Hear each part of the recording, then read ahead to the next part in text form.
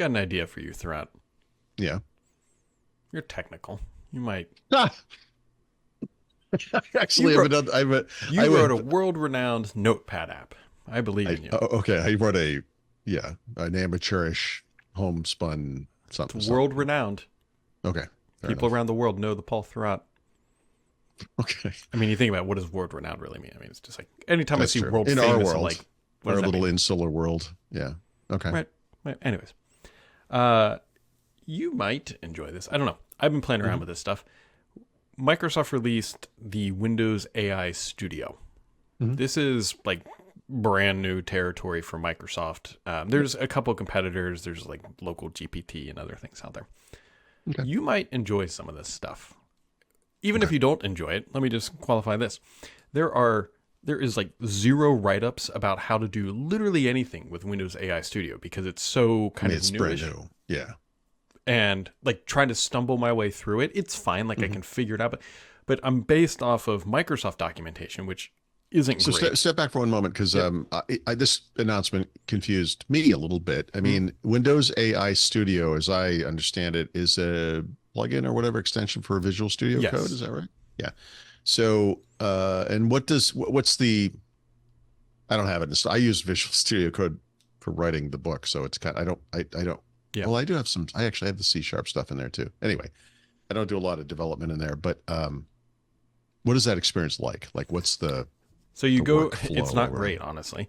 Yeah, So you it's- go and you download the Windows AI Studio, and it's installed and it Yeah, does some look things, at and you have this. to walk through some steps. Like you have to make sure you have the Windows subsystem for Linux installed.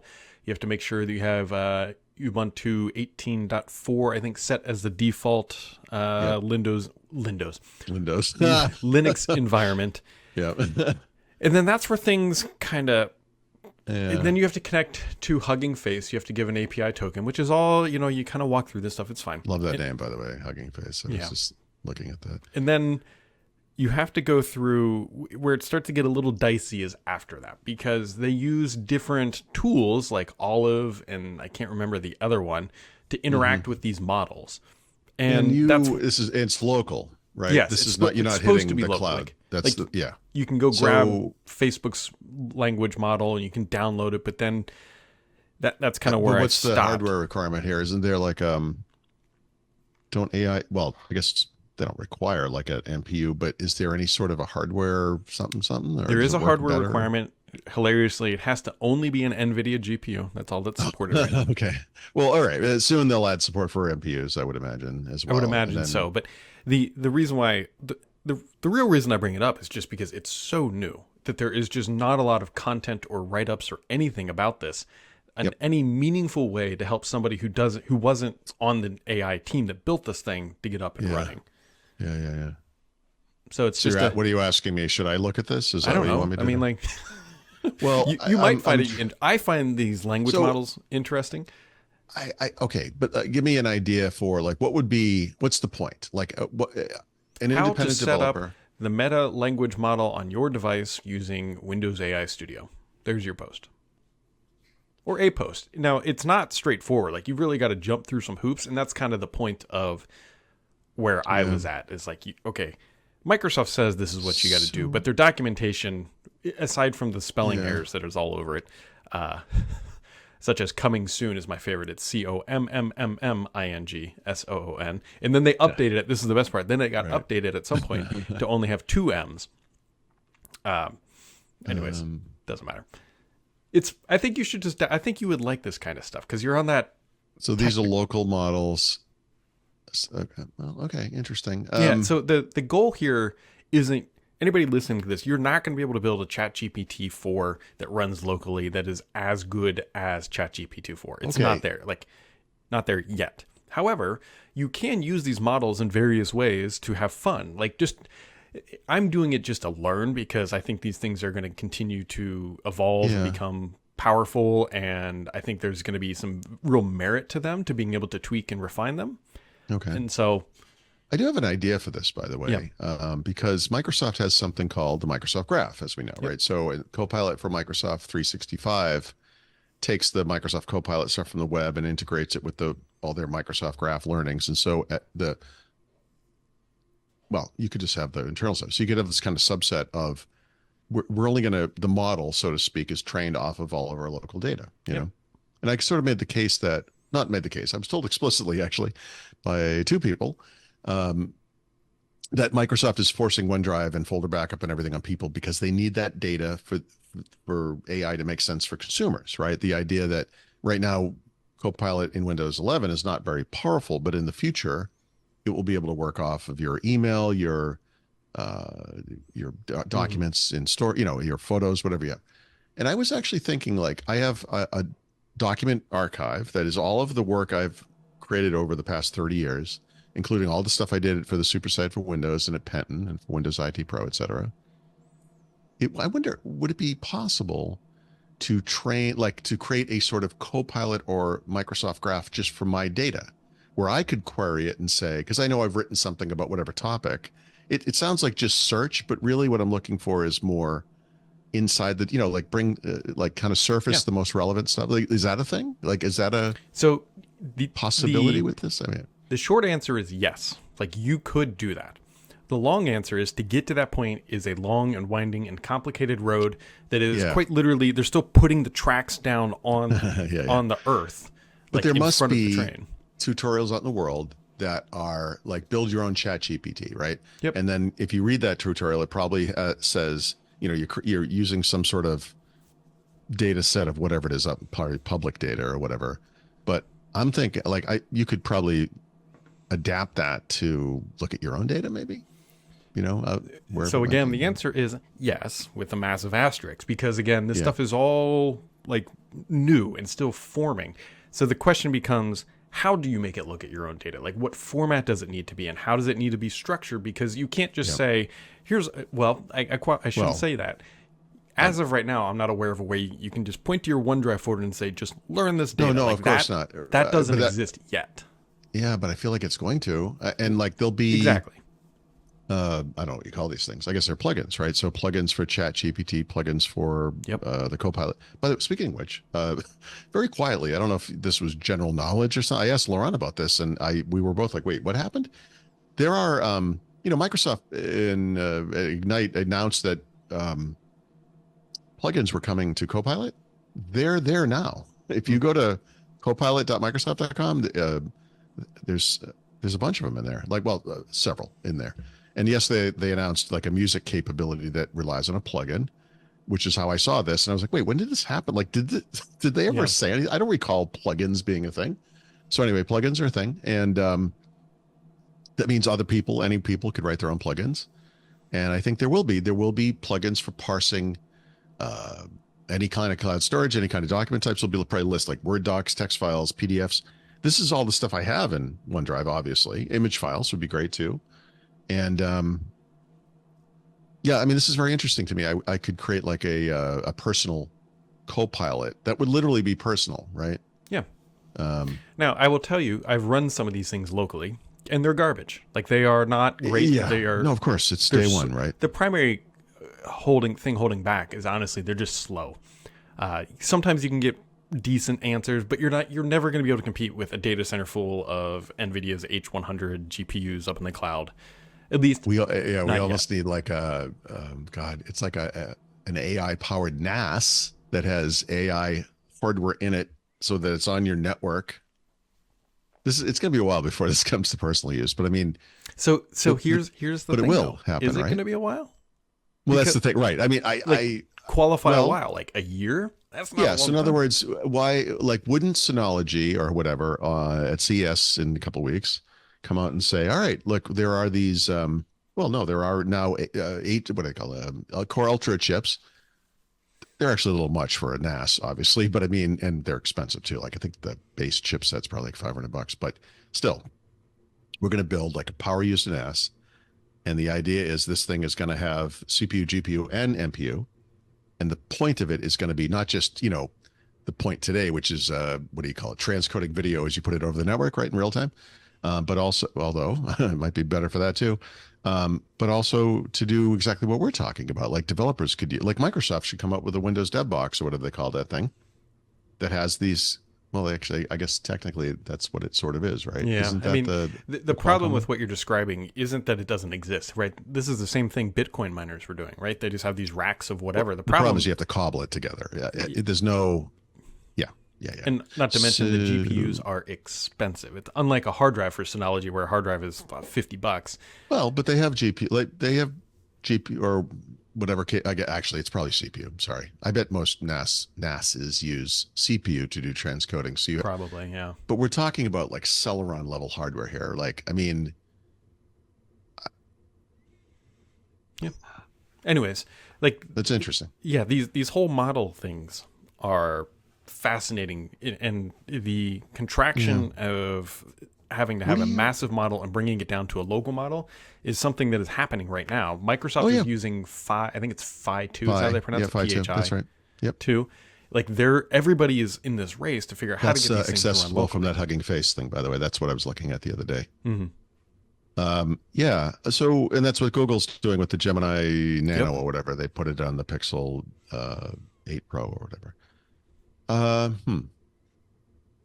God, Brad, it's like I'm busy enough. What are you doing to me? I don't know, dude. Like, I'm supposed to be doing a whole bunch of stuff, especially at work, and I'm sitting over here going like, "Ooh, well, look at this new model. I wonder if I can make this." Like, it's Yeah, that is interesting. it's just trying to figure out what you can and can't do yet Yep. puts you ahead. And so, like, if there's anybody listening to this and you're saying, man, what Hmm. can I do to get myself ahead at work? Like, learn these things, because if you can apply these to your own company's Right. data, then Right. you are the knowledge expert. Yeah, back in the day, I used to advise people, like if you were like, say, a SQL guy, it's like, hey, I don't know, get the Exchange certification book and read Hmm. it and take the test and just kind of branch out to these things that are related to what you're doing, but aren't exactly what you're doing.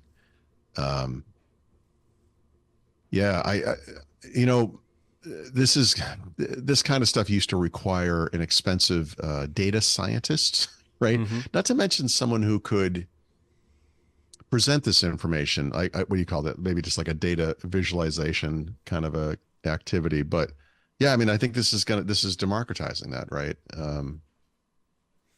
Oh man, I don't. Boy, I think there's a play. Microsoft will do this, but I think there's a place for the Microsoft Graph Mini for consumers. Oh, And I'm absolutely. trying to There's think tons like of these what, things. Yep.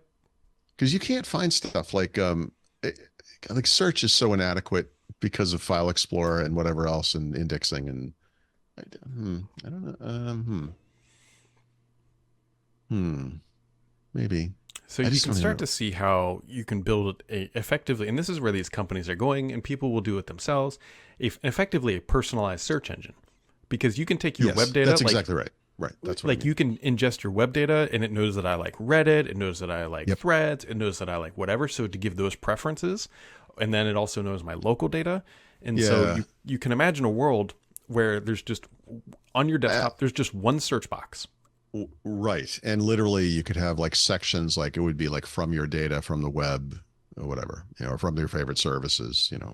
Hmm. Yeah, give preferential treatment to like Reddit, like you said, or whatever, because that's kind of your go-to. Hmm.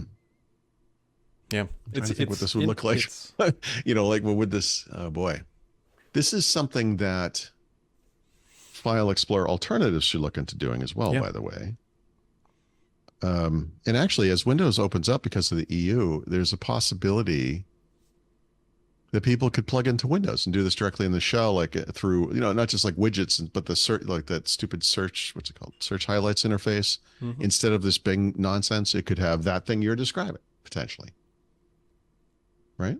Yep. Or if you use a Microsoft Worker school account today, which is like sort of enter ID or whatever, you can go to bing.com and search your OneDrive for Business and other, Microsoft Graph related data silos, whatever. Hmm. Uh, hmm. But then there's also and I guarantee there's people listening, and I sometimes fall into this bucket, the large demographic that says, I don't want Microsoft, Google, or Amazon to ever see any of this stuff. And so that's where being able to run your own local model, which is what I'm Yep. playing around with and what a lot of people are trying to figure out, makes a lot of sense, because then you can get some of those Yeah. benefits without Right. being exposed to an advertising graph, if you will. The question is where this occurs, because companies like Brave and DuckDuckGo and whatever else that make their own search engines, might want to incorporate these capabilities into those products, right? Using AI. So in other words, you would again there'd be a plug-in model like we see in Copilot and ChatGPT, where you could there would be a plugin for OneDrive or a plugin for whatever Google Drive or whatever, and then it would do whatever. I don't know what the piece you mentioned that's missing, the bit where it actually learns from that data source. Where does that come from? Like what this has got to be one of the most basic forms of this, right? A model that understands documents and the contents has got to be, that's got to be 101, right? It's got, I mean, because that's the base form of data, right? I mean, not counting the web, right? I would think. Yeah. It'll get there. Everybody's trying to figure it out. You're messing with my brain. You're also really screwing up because I don't understand why we're not talking about Verizon again. Anything? Nothing? Yeah. Advice, ideas. There was a bunch of feedback. Yeah. All right. This is the grain of sand that will turn into a mountain one day. Will it? Sounds good. Yeah, I mean, it probably will. It sounds semi-poetic. Is it? That's a saying, right?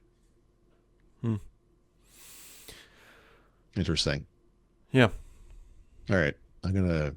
It's just actually. I'm gonna talk to Raphael about this first, but I'm also gonna talk to Richard about this. And yeah. It's interesting. What would you hope? Like, in other words, when you load up Windows AI Studio, what do you trying to achieve, or what's the point? Right now, what I'm trying to achieve is just making it, understanding how the tool works, because now it's like rough uncut lumber is the only way I can describe it. So when you open it up and like you get a model installed, it gives you tons of parameters to tweak, to try to customize it, which to me honestly says that we don't have enough information as a society, I don't know how you want to phrase it, to actually understand what is the desirable configuration state. So it's a lot of documentation issue. So you start with Windows AI Studio and it says, well, now you need this model. So you go look at the model and you're like, okay. And now the model has some documentation. It's got all these parameters. And you're like, okay. And now you got to go to, and pretty soon you're 3-4 levels removed from, I just installed Windows AI Studio. Yes. What was I doing again? Yep. Because there's a lot to learn there.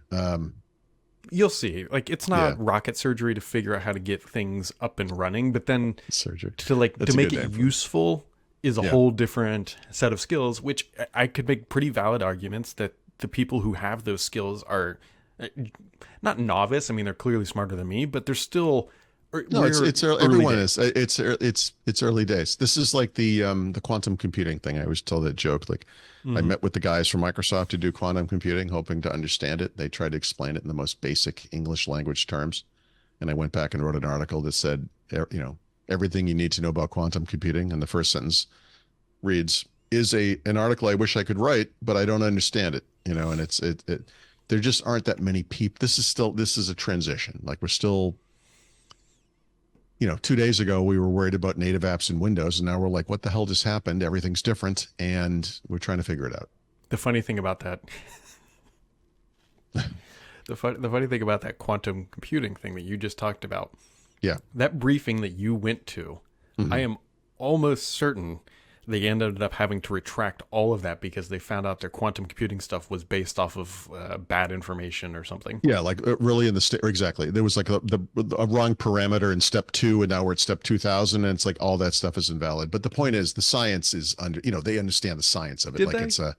Well, okay. I don't. They talk. Like, well, what if you went to this thing, and now you're just realizing all of a sudden here on this podcast, like maybe they didn't know what they were talking about. And that's why I would say, I know whatever level of technical conversation you or I might have, to a lot of normal people, like our wives or whatever, would be like, man, I have no idea what they're talking about. Was the feeling I got, and probably worse, from those guys, because it was like, not only do I not understand it, I don't think I'm ever going to understand it.